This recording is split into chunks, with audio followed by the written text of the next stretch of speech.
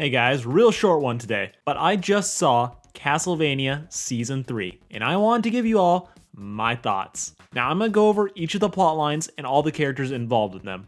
Now before we go any further, I'm giving you a spoiler warning, because I can't talk about Season 3 without mentioning Seasons 1 and 2. There won't be any major spoilers for Season 3 in this video, because I'm going to try to keep all the plot points vague, but some stuff is just so obvious in the beginning that you just have to accept it. Now to catch you everyone up on Seasons 2 and let's just really call it 1¼ seasons of Castlevania, depressed vampire Dracula is out to kill all humans. Discount Frollo burned his human wife to death for the crime of being smart. Pissed off, he releases an army of Hellspawn created by K-pop star Hector and Ride or Die Isaac. There's a ton of other vampires there, but none of them are important except for Carmilla, who is best described by a word I am not allowed to say as a man, unless I'm Australian or British.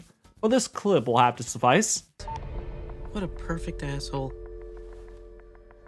Dracula is of course stopped when his half-breed son Alucard joins forces with a drunk vampire hunter Trevor Belmont and Magic is a Thing Sypha. They kill Dracula, but not before Iron Blank Carmilla tricks human puppy Hector into betraying Dracula so that she can stage a coup, which doesn't work out, so she beats him and walks him home. Dracula also saves Isaac's life, who is now on a revenge quest. The pretty boy, after killing his own dad, gets the reward of owning 2 abandoned fortresses. So his reward is becoming a janitor, while the other 2 are now sleeping together. Everyone all caught up? Good.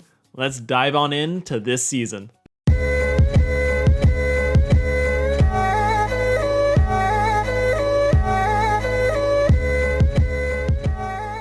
Now let's start with the story that takes up the bulk of the show. Trevor and Sypha's honeymoon with Satanists. So the positives. These 2 are great together.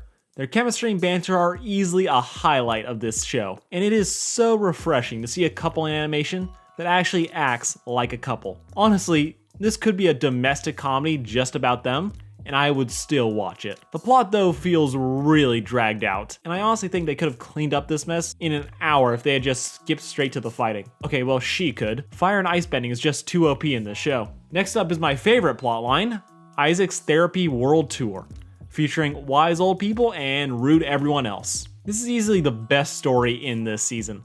It has a lot of gory action, but it's the quiet contemplative talks between Isaac and all the characters that he meets along the way that really make this storyline. We really get to see Isaac question his own future and whether humanity is worth destroying or saving, and how the little kindnesses that we show each other can be the most moving. Also, one big fat warning I'm giving right now, don't expect any of these plot lines to intersect this season. If you're waiting for Isaac to meet Carmilla or Alucard to rejoin Trevor and Sypha, give up.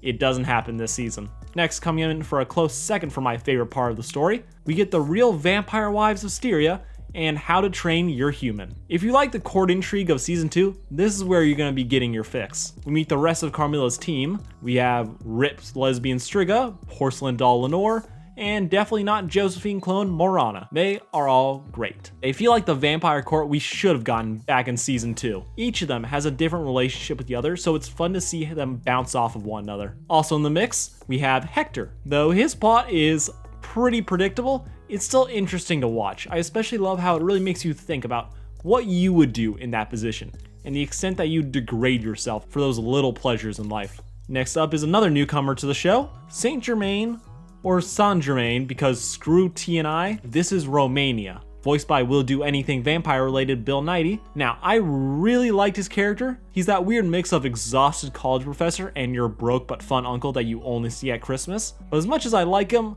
I couldn't get into his plot. I didn't care about his story and his personal goal. It'll probably come into the story later, but as it is, you could write him out of the story entirely and you wouldn't miss much. Speaking of missing, Alucard. The worst plot line. Now, I really liked Alucard in the last couple seasons, but I don't really care for his story in season 3. 80% is told from the point of view of these twins that he is trying to train to be vampire hunters, and they don't make much sense. It legit feels like there are missing scenes that explain their backstory, and like they keep bringing up the moving castle, but we never know why they want to move the castle. The ending is hilarious though. It's so out of nowhere that I was laughing too hard to care about the actual plot. The season is pretty good. I don't think it's as good as season 2, but I do think the animation is way better. But I don't think it tops the entrance fight at the end of season 2, mostly because Bloody Tears is amazing. This is a lot of setup for what's to come in season 4. And while it's pretty good on its own, I feel like individual characters stand out, but the actual plot tends to be lacking. Now, if you already like this show, you'll like this. If you like anime, you'll probably like this. I definitely recommend it, but you should definitely do some research and look into whether or not this is your type of deal. The ending is a bit depressing and the final twist comes out of nowhere, but if you want to know more, I'd recommend you watch the show and find out.